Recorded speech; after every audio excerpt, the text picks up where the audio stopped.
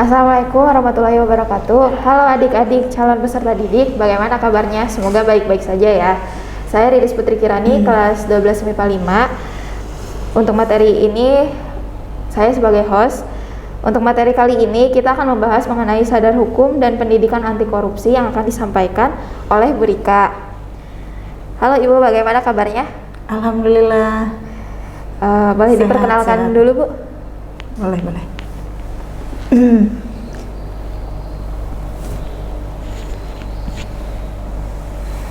Assalamualaikum warahmatullahi wabarakatuh.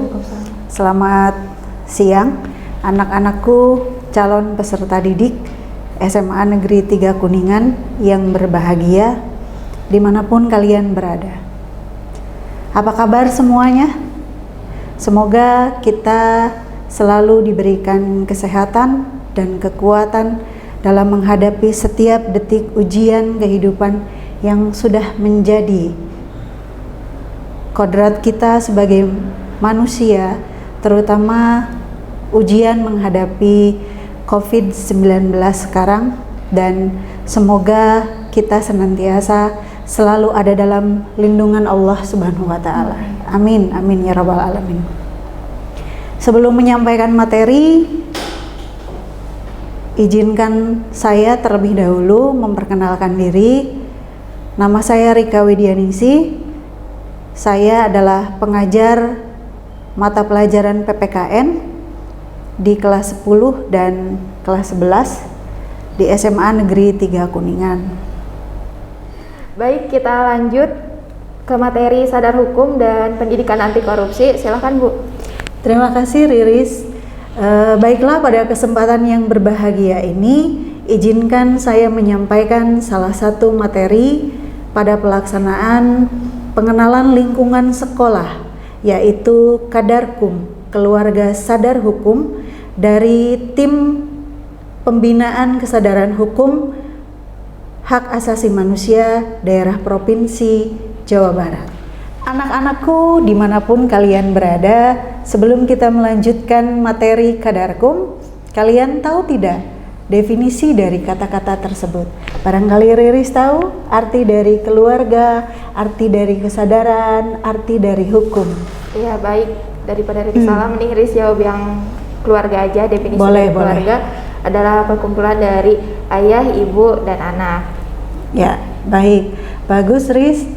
Di sini Ibu akan menjelaskan pengertian keluarga menurut Friedman. Keluarga adalah kumpulan dua orang atau lebih yang hidup bersama dengan keterikatan aturan emosi dan individu menjalankan peran masing-masing yang merupakan bagian dari keluarga. Definisi tersebut dikutip oleh Suprayitno pada tahun 2004. Kemudian kesadaran. Yang kedua, kesadaran didefinisikan oleh Hasibuan, yaitu sikap seseorang yang secara sukarela mentaati semua peraturan dan sadar akan tugas dan tanggung jawabnya. Selanjutnya, yang ketiga adalah definisi hukum. Hukum menurut Utrecht adalah himpunan petunjuk dan berupa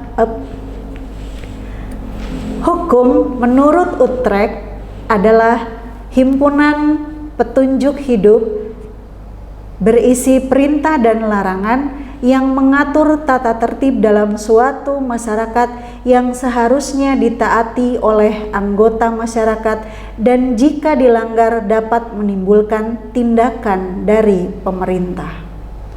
Itu Riris, pengertian dari keluarga, kesadaran, dan hukum yang disampaikan oleh beberapa atau pendapat ahli.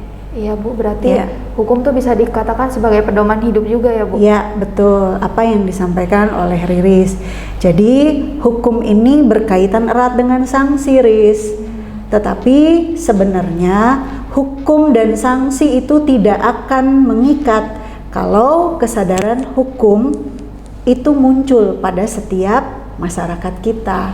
Artinya apa? Artinya hukum dan sanksi tidak akan pernah terjadi apabila memiliki kesadaran hukum yang tinggi. Jadi kesadaran hukum itu timbul dari dalam diri sendiri. Tidak ada yang bisa membangkitkan kesadaran hukum kecuali dirinya sendiri. Oke. Lalu akan muncul pertanyaan seperti ini, Riz. Apa sih yang menyebabkan dan bisa menimbulkan kesadaran hukum bagi setiap elemen masyarakat? Riris tahu jawabannya? Apa yang bisa menyebabkan dan bisa menimbulkan kesadaran hukum bagi setiap elemen masyarakat? Kalau menurut Riris sih dari pengetahuan masyarakat mengenai hukum sendiri sih, Bu. Ya. Seberapa tahu mereka mengenai hukum, dan kalau misalnya kita udah tahu sanksinya, mungkin kita akan takut gitu untuk melakukan pelanggaran. Betul. Jadi pemahaman akan kesadaran hukum itu bisa terwujud dengan 3 aspek. Yang pertama, adanya tindakan. Tindakan dengan adanya tindakan akan memicu kesadaran hukum dari setiap masyarakat. Contoh, adanya sanksi atau penghargaan. Dengan begitu, seseorang akan terpacu untuk mematuhi peraturan yang ditetapkan oleh pemerintah. Yang kedua, itu adanya pendidikan atau pengetahuan. Dengan kita mempelajari, kemudian belajar dan mengetahui tentang hukum, maka akan muncul kesadaran hukum dalam diri kita karena kita tahu, kita pernah belajar, pernah mengetahui. Kemudian yang ketiga adalah kampanye. Berbagai macam bentuk pengenalan hukum. Di antaranya ada beberapa hal yang akan saya sampaikan terkait dengan kampanye hukum. Apa saja? Yang pertama, ada peraturan Menteri Hukum dan Hak Asasi Manusia Indonesia nomor M.01/PR.08.10 tahun 2007 tentang perubahan atas peraturan Menteri Hukum dan Hak Asasi Manusia Republik Indonesia nomor M.PR.08.10 tahun 2006 tentang pola penyuluhan hukum. Yang kedua, Peraturan Kepala Badan Pembinaan Hukum Nasional Departemen Hukum dan Hak Asasi Manusia Republik Indonesia nomor PHN.THN.03.05/73 tahun 2008 tentang pembentukan dan pembinaan keluarga sadar hukum dan desa kelurahan sadar hukum.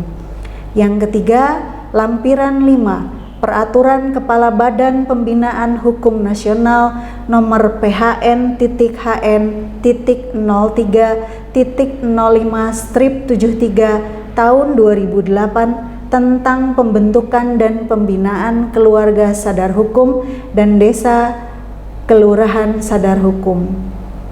Yang keempat, Peraturan Gubernur Jawa Barat nomor 83 tahun 2009 tentang pedoman penyuluhan hukum di Jawa Barat. Dan yang terakhir, Peraturan Gubernur Jawa Barat nomor 15 tahun 2014 tentang petunjuk teknis lomba desa kelurahan sadar hukum.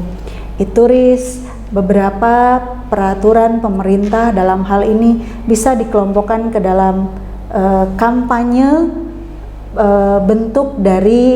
bentuk dari kesadaran hukum masyarakat, terutama di Jawa Barat. Iya, jadi tadi kita udah membahas dasar hukumnya. Riris mau tahu nih, Bu, kira-kira tujuan dari Kadarkum itu apa? Baik, setelah kita tahu tadi dari beberapa dasar hukum yang menjadi konsep atau landasan kesadaran hukum, maka apa sih yang menjadi tujuan dari Kadarkum? Tujuan dari Kadarkum ini adalah mewujudkan kesadaran hukum aparatur dan masyarakat sehingga setiap aparatur dan anggota masyarakat menyadari hak dan kewajibannya sebagai warga negara sehingga mampu mewujudkan budaya hukum dalam sikap dan perilaku yang sadar, patuh, dan taat terhadap hukum serta menghormati hak asasi manusia. Begitu Riris, tujuan dari Kadarkum. Tadi kan kita udah tahu tujuannya dari Kadarkum. Sekarang Riris pengen tanya nih Bu, indikator atau ciri seseorang itu udah sadar hukum gitu.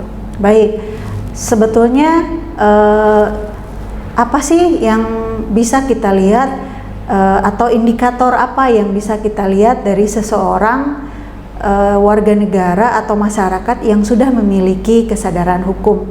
Yang pertama, seseorang itu mampu mentaati dan sadar pada hukum tertulis dan tidak tertulis. Kemudian memiliki pengetahuan tentang isi dari peraturan-peraturan hukum dan menyadari serta paham aturan hukum sebagai anak dalam lingkungan keluarga, sebagai pelajar dalam lingkungan sekolah, dan sebagai masyarakat dalam lingkungan sosial masyarakat. Kemudian yang kedua, memiliki sikap taat terhadap norma etika yang berlaku dalam lingkungan masyarakat, serta berperilaku atau berpola sesuai dengan aturan-aturan hukum yang berlaku. Artinya atau intinya tidak melakukan pelanggaran atas aturan hukum yang dibuat oleh pemerintah. Begitu Riz. Ya, terima kasih Bu. Baik, untuk materi Kadarkum kita cukupkan dulu sekian. Kita akan lanjut ke materi selanjutnya, yaitu mengenai hak asasi manusia. Kita tanya ke Bu Rika, kira-kira apa sih Bu hak asasi manusia itu? Hak asasi manusia, kalau saya tidak salah kita sudah pernah belajar ya di kelas 11. Mungkin Riris masih ingat pendapat para ahli yang terkenal, salah satunya mungkin masih ingat dengan John Locke. Ya, ingat ya? Iya. Oke, hak asasi manusia menurut John Locke adalah hak yang dibawa manusia sejak lahir dan secara kodrati melekat karena tak bisa diganggu gugat karena sifatnya mutlak milik manusia itu sendiri, karena secara kodrat itu merupakan pemberian dari Tuhan yang Maha Esa. Oke, karena kita sudah membahas tadi mengenai hak asasi manusia, jadi sekarang Riris mau tanya nih Bu, seingat Riris sih jenis-jenisnya tuh salah satunya ada hak asasi pribadi. Mungkin ada lebih banyak lagi jenis-jenisnya, mari kita bahas bersama. Baik, betul Riris, jenis-jenis HAM salah satunya adalah hak asasi pribadi atau yang dikenal dengan personal right.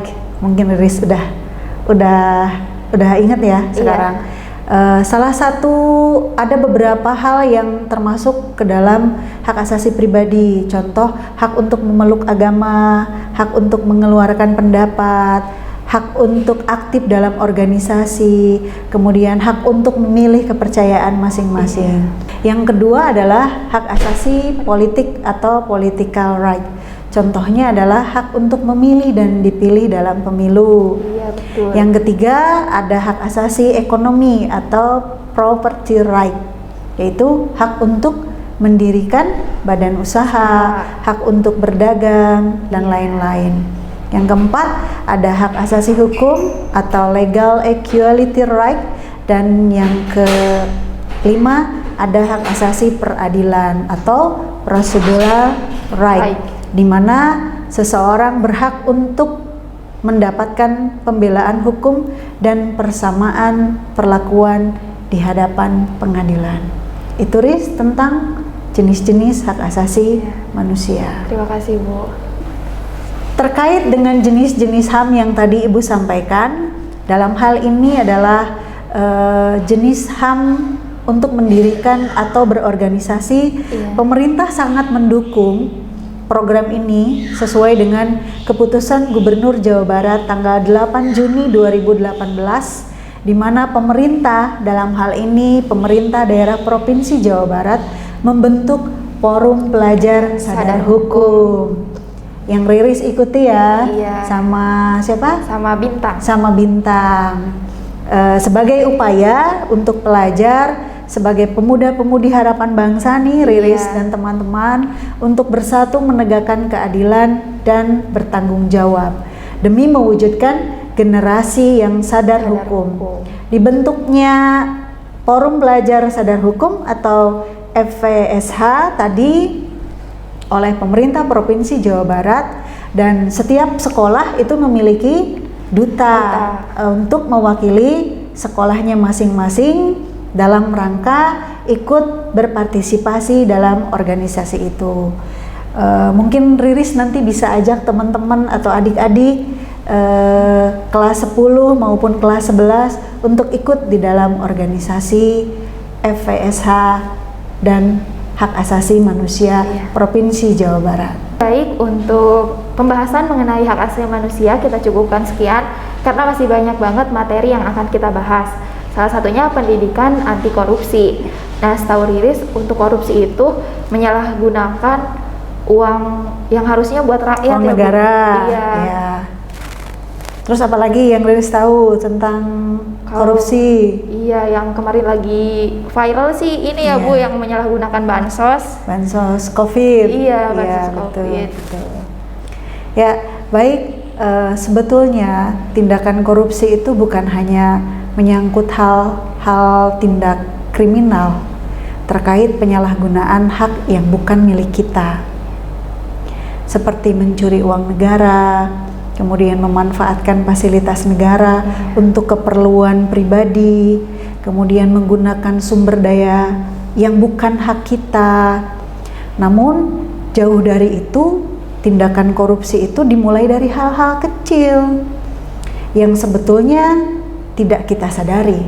Iya. Contoh, kita sebagai umat muslim yang berkewajiban melaksanakan sholat 5 waktu yang seharusnya tepat waktu, tapi kita melalaikan dan tanpa kita sadari, maka kita sudah melakukan tindakan korupsi waktu, Riz.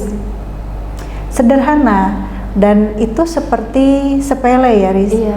Kemudian kita sebagai pelajar yang tidak mengumpulkan tugas, kemudian terlambat datang ke sekolah, yang seharusnya kalian kalau sebelum COVID ya, Iya. pukul 6.45 sudah ada di sekolah, sudah ada di kelas.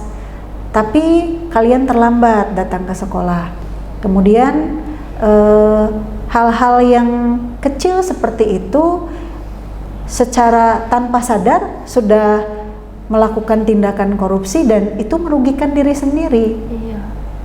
Hal kecil seperti itulah yang akan menjadi bibit penyakit tindakan korupsi, dan hal-hal sepele yang secara nyata sebenarnya salah, tapi dianggap wajar. Nggak apa-apa, cuman masalah kecil saja. Akan tetapi itu berakibat atau berdampak pada kehidupan selanjutnya karena pembiasaan. Dan tanpa sadar seperti tadi saya bilang, itu akan menjadi bibit penyakit untuk melakukan tindakan korupsi.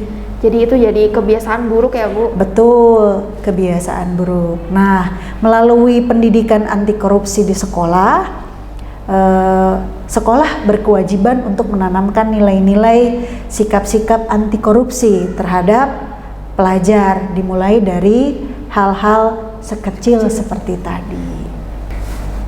Jadi kita udah nyimak bareng nih penjelasan dari Bu Rika. Sekarang Lilis mau nanya, Bu, implementasi pendidikan anti korupsi yang ada di Jawa Barat itu seperti apa?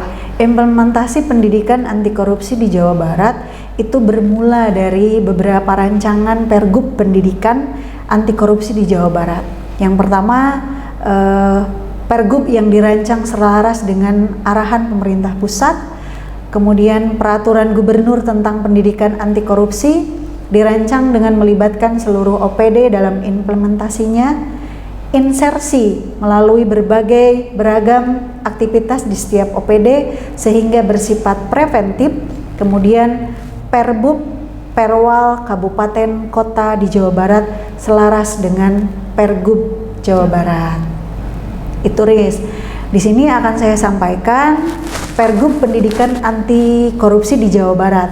Itu sudah dikeluarkan Peraturan Gubernur Jawa Barat nomor 55 tahun 2019 tentang penyelenggaraan pendidikan anti korupsi bagi aparatur sipil negara di lingkungan pemerintah daerah Provinsi Jawa Barat, yang ditandatangani, dicap oleh Bapak Gubernur Jawa Barat. Siapa coba? Bapak Ridwan Kamil. Bagus, Bapak Muhammad Ridwan Kamil. Oke. Itu ya, Riz. Jadi kita tadi sudah tahu ya Pergub mengenai pendidikan anti korupsi. Nah, sekarang Riris mau tanya, kira-kira rencana implementasi pendidikan anti korupsi itu seperti apa, Bu? Ya, untuk pemerintah Jawa Barat sendiri, pendidikan anti korupsi itu diimplementasikan melalui manajemen berbasis sekolah yang diselenggarakan oleh satuan OPD masing-masing. Melalui apa? Yang pertama melalui kegiatan intrakurikuler, kemudian yang kedua kokurikuler, dan yang ketiga ekstrakurikuler secara aktif dan terpadu. Baik, kita lanjut ke pertanyaan selanjutnya, yaitu kira-kira siapa saja sih Bu yang bisa mengoptimalkan pendidikan anti korupsi ini? Baik, pendidikan anti korupsi ini diselenggarakan dengan mengoptimalkan fungsi kemitraan yang disebut dengan Tripusat Pendidikan. Siapa saja? Yang pertama adalah sekolah, kemudian yang kedua keluarga, dan yang ketiga adalah masyarakat. Ketiga komponen ini saling berkaitan karena sekolah tanpa keluarga juga tidak mungkin berdiri sendiri dan menjalankan implementasi pendidikan anti korupsi. Begitupun sebaliknya, ketika siswa itu ada dalam keluarga tanpa lingkungan pendidikan atau sekolah atau masyarakat, juga tidak mungkin bisa melaksanakan implementasi pendidikan anti korupsi secara maksimal. Iya, jadi saling melengkapi ya, Bu. Betul, jadi saling melengkapi. Kemudian akan saya sampaikan apa sih muatan materi pendidikan anti korupsi di Jawa Barat. Muatan materi pendidikan anti korupsi di Jawa Barat itu diimplementasikan melalui kurikulum dan pembiasaan. Muatan ini sesuai dengan kebutuhan dan karakteristik daerah, satuan pendidikan, dan peserta didik. Kenapa karakteristik daerah? Karena ternyata setiap daerah itu memiliki ciri khas atau karakter masing-masing, di mana untuk kita di Jawa Barat karakteristiknya itu berbasis kearifan lokal. Seperti apa coba Riz? Kearifan lokal dan nilai-nilai karakter di Jawa Barat. Pernah dengar nggak? Niti Bakti, Niti Surti, Niti Bukti, Niti Harti. Semua itu adalah merupakan kebutuhan dan karakteristik daerah. Itu Riz. Kemudian yang selanjutnya adalah tahapan implementasi pendidikan anti korupsi di Jawa Barat. Ini adalah proses tahapan yang seharusnya dilakukan oleh sekolah. Yang pertama adalah inisiatif merancang, di mana sekolah merancang setiap langkah-langkah yang dibutuhkan. Kemudian yang kedua menyertakan peserta didik. Kalau Riris sekarang kelas 12, artinya Riris sudah disertakan, sudah diikutkan dalam pendidikan anti korupsi karena Riris sudah pernah atau sudah menjalankan proses pembelajaran, baik itu pembelajaran secara langsung tatap muka ketika Riris kelas 10 maupun kemarin di kelas 11 sekalipun dilakukan secara online. Kemudian menyiapkan jejaring. Menyiapkan jejaring di sini adalah menyiapkan jejaring di luar lingkungan sekolah seperti masyarakat, kemudian keluarga. Keluarga misalnya apa? Keluarga itu adalah pihak sekolah dalam hal ini memberikan sosialisasi seperti apa proses pembelajaran di SMA 3 misalnya. Kemudian kalau Riris dulu di kelas 10 atau kelas 11 pernah ada undangan rapat orang tua menghadiri rapat di sekolah dan disampaikan beberapa sosialisasi tentang apa yang menjadi kebutuhan sekolah. Kemudian yang selanjutnya adalah tadi komite. Komite itu berperan sebagai pihak ketiga, dalam hal ini komite diambil dari bagian masyarakat. Gitu, Riz. Kemudian apa sih yang menjadi tujuan dari tahapan-tahapan implementasi pendidikan anti korupsi? Yang pertama adalah mengintegrasikan nilai-nilai karakter dalam proses pembelajaran secara tematik atau terintegrasi dalam mata pelajaran. Contohnya yang paling dekat adalah mata pelajaran PPKN. Ya, betul. Kemudian yang kedua, melakukan evaluasi pembelajaran atau pembimbingan anti korupsi. Dan yang ketiga, sinergitas dalam lingkup akademisi, penggiat pendidikan, lembaga swadaya masyarakat, dan lembaga informasi. Itu, Riz, terkait dengan tahapan pelaksanaan pendidikan anti korupsi di Jawa Barat, di mana ini adalah bagian dari tanggung jawab sekolah. Baik, ini pertanyaan terakhir, Bu. Boleh. Jadi pertanyaan Riris, pelaksanaan implementasi insersi pendidikan anti korupsi di sekolah itu bagaimana, Bu?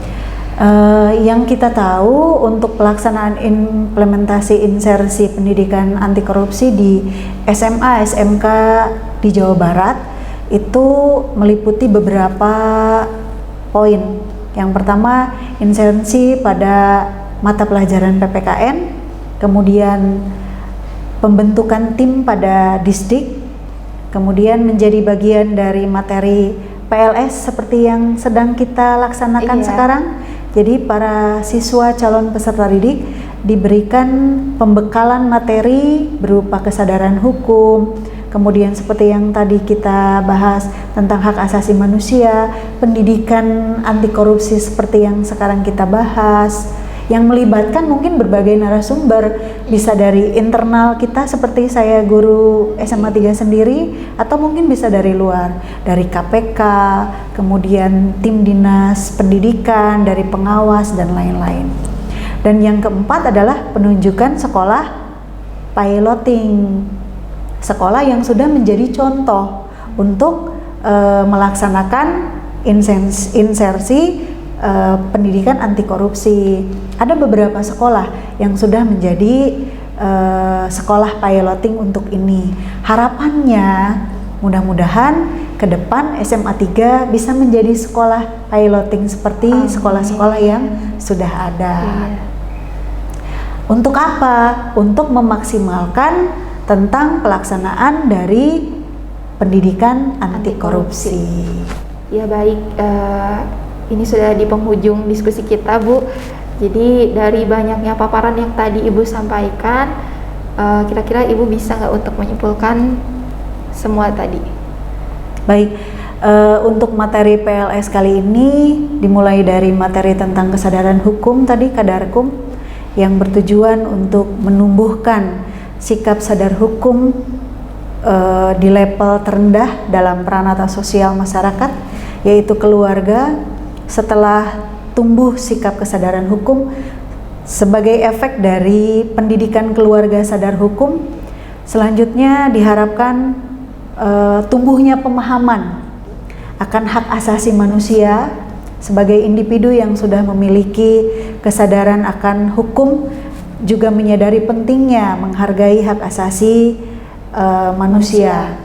Kemudian sebagai penutup, barangkali tadi tak kalah penting ya, materi yang berkaitan tentang pendidikan anti korupsi di sekolah dengan tujuan untuk menanamkan nilai-nilai anti korupsi, Riz, sedini mungkin pada peserta didik.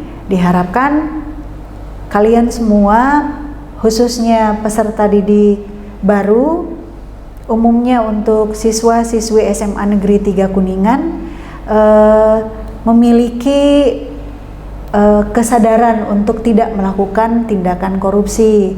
Kemudian di masa berikutnya pada saat proses belajar nanti diharapkan bisa menumbuhkan sikap anti korupsi, tidak mencontek, kemudian datang ke sekolah tepat waktu, mengumpulkan tugas juga tepat waktu dan sebagainya.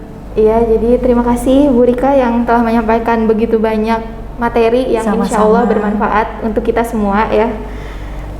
Jadi semoga kita bisa menjadi generasi yang sadar hukum. Amin. Dan bisa memberantas korupsi di masa depan.